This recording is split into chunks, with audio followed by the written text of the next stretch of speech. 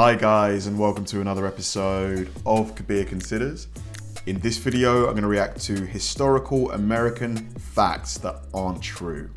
Now, this is going to be pretty interesting because, it's when things are said often, over and over again throughout time, even if initially it wasn't true or it didn't happen, because it's been carried on and continually spoken about and told for a long period, it becomes accepted as truth. It happens quite a lot, and it's bound to have happened in regards to American history.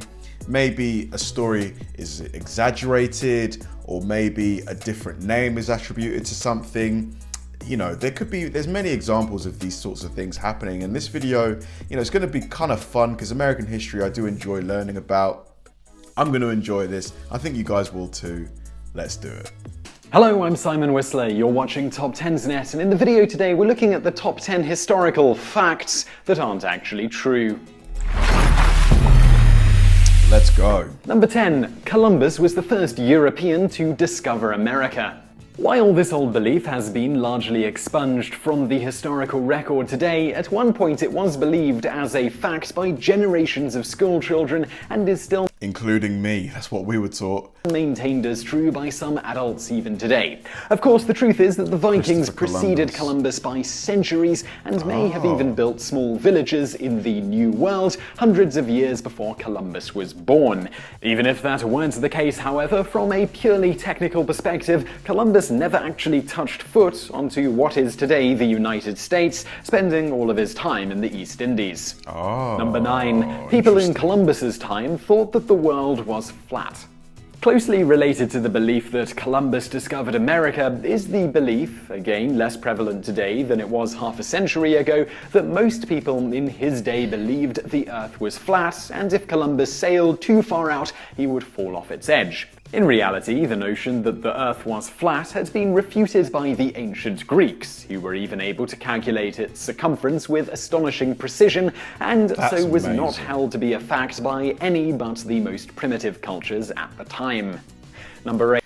It's crazy, people that are watching this video that believe the world is flat, because there are quite a lot of flat earthers out there.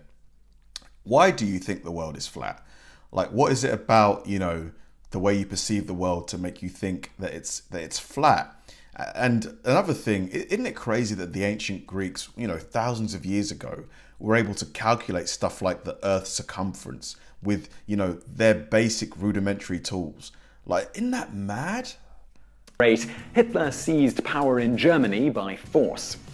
Many people hold the misconception that the Nazis seized power in Germany, but nothing could be further from the truth. The fact is that the Nazis came to power through free and fair elections, and even used the democratic process to secure that power. In effect, Adolf Hitler, appealing to the very legitimate grievances and fears of the German people, used the ballot box to achieve the powerful position of Chancellor, and then used that very same process to destroy democracy by having the legislature grant him the emergency powers he convinced them was necessary to restore order.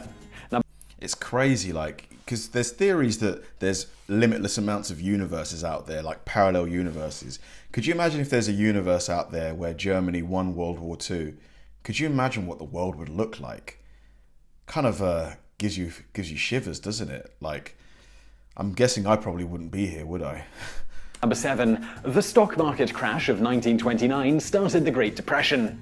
Of all the misconceptions surrounding that dark era in American history, the idea that the crash of October 1929 kicked off the Great Depression is the most obstinate. The fact is that the Great Depression was caused by a number of factors, each of which went into making it a deeper and more enduring economic downturn than it would have been otherwise.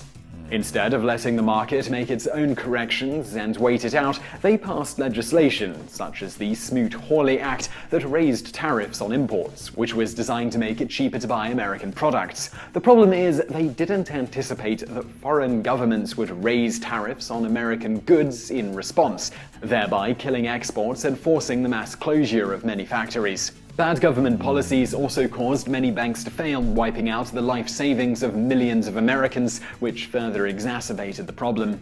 Number 6. Could you imagine if you bought property in, I don't know, Manhattan or, Beverly Hills or something, right at the bottom of the market in the Great Recession, and you just handed it down continuously through your family? Nobody in your family sold it. Could you imagine the gains? Jesus. Because property back then must have, obviously I know you have to adjust it for inflation, relative to what people earned and stuff, but you would have made massive gains. Can someone who's good with numbers, can they find how much, I don't know, an acre of land in Beverly Hills cost back in 29 and find how much it costs now? Oh my Lord. Japan had to attack America if it wanted to survive economically. The belief that Japan was largely forced into attacking the United States because of the crippling embargo America had imposed upon it in response to its aggression in China is debatable. Japan had two options available to her other than attacking the Pacific Fleet at Pearl Harbor. First, it could have negotiated an end to her 4-year-long war with China, which Japan was unwilling to do, or it could have simply seized the oil and mineral riches of the Dutch East Indies, modern-day Indonesia, and the Malay Peninsula directly without involving America at all.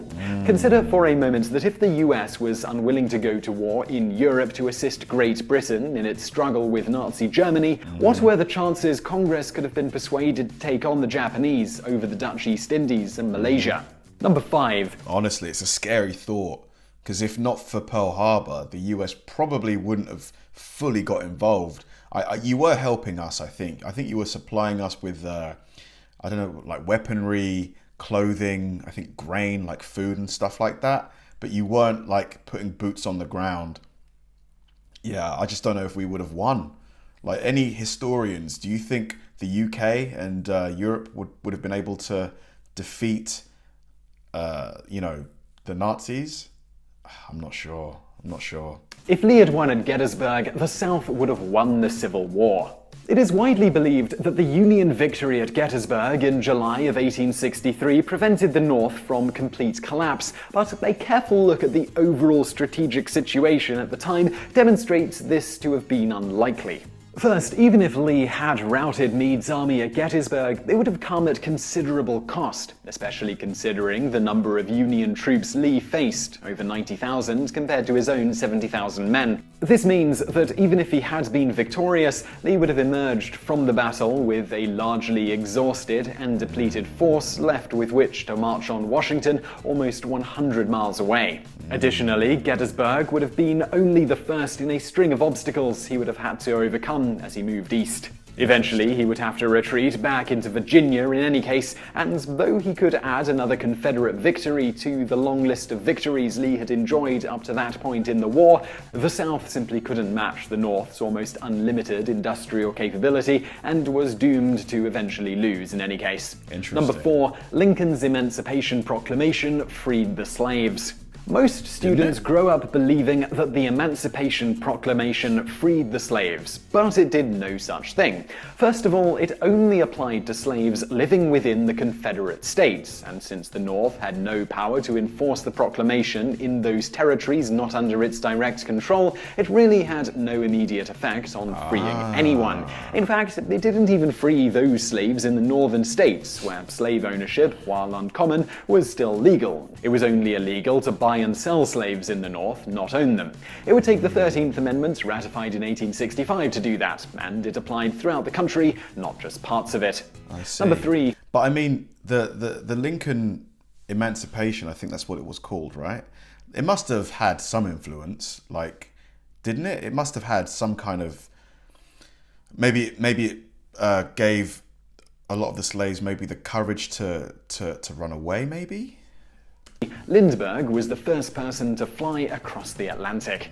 While Lucky Lindy won fame and fortune for his daring solo jaunt across the Atlantic in 1927, he was far from the first to cross the ocean by air. In fact, 2 British pilots, Alcock and Brown, had made the crossing years earlier in a repurposed RAF bomber. They flew from St. John's, Newfoundland to Galway, Ireland in just under 16 hours in 1919. That flight paved the way for commercial transatlantic aviation and made Lindbergh's future flight possible.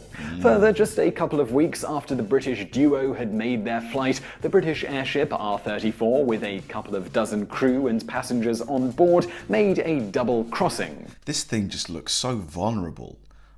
I don't know what's inside it. Maybe there's some kind of armor, but it just feels like if any part of this material gets pierced by anything in the sky, wouldn't it cause the whole thing to go down? Or are there certain protections within it? Like, can it still fly with the material being damaged?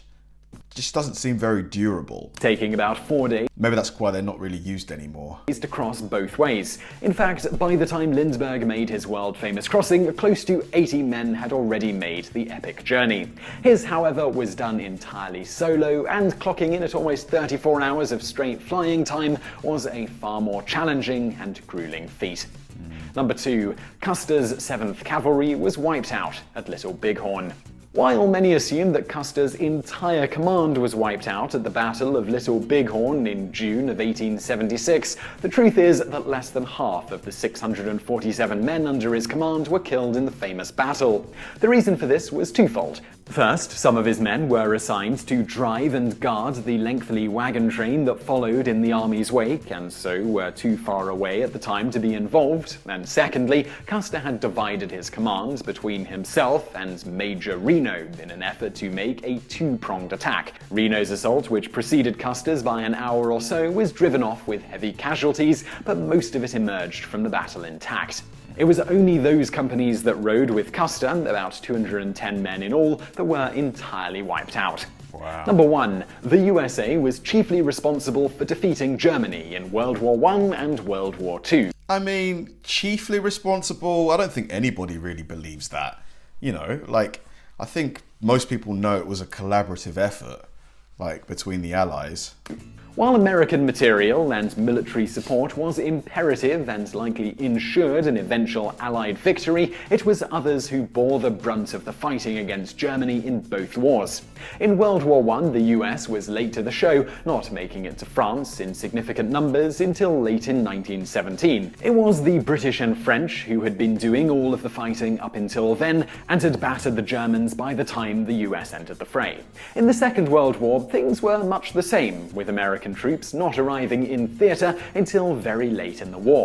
While they fought largely rearguard actions in North Africa and Italy, by the time they landed in force in France in June 1944, the Germans were already reeling from the massive Soviet juggernaut that was rolling over them from the east. Yeah, like someone told me once that World War II was won with British intelligence, American muscle, and Russian blood. Like, I heard that the Russians lost a lot of troops. I think someone pegged it at like over 30 million or something. Total Russian, like not just troops, total like Russian people that lost their lives during that war. Insane. In fact, over 80% of all German casualties in World War II came on the Eastern Front. While it was the US that was chiefly responsible for defeating Japan in the Pacific, it was the Soviet Union that did most of the heavy lifting in Europe. So I really hope you found that video interesting. If you did, please do give us very, very interesting video. It's always like fun to learn about history and, you know, the common misconceptions that people have.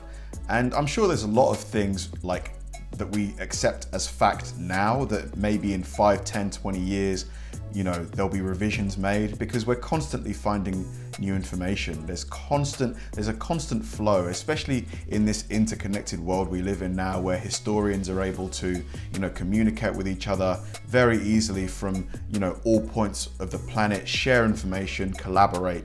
I think, yeah, there's bound to be a lot of stuff that we accept as truth that just probably isn't. Thanks for watching, guys, and I'll see you in the next one.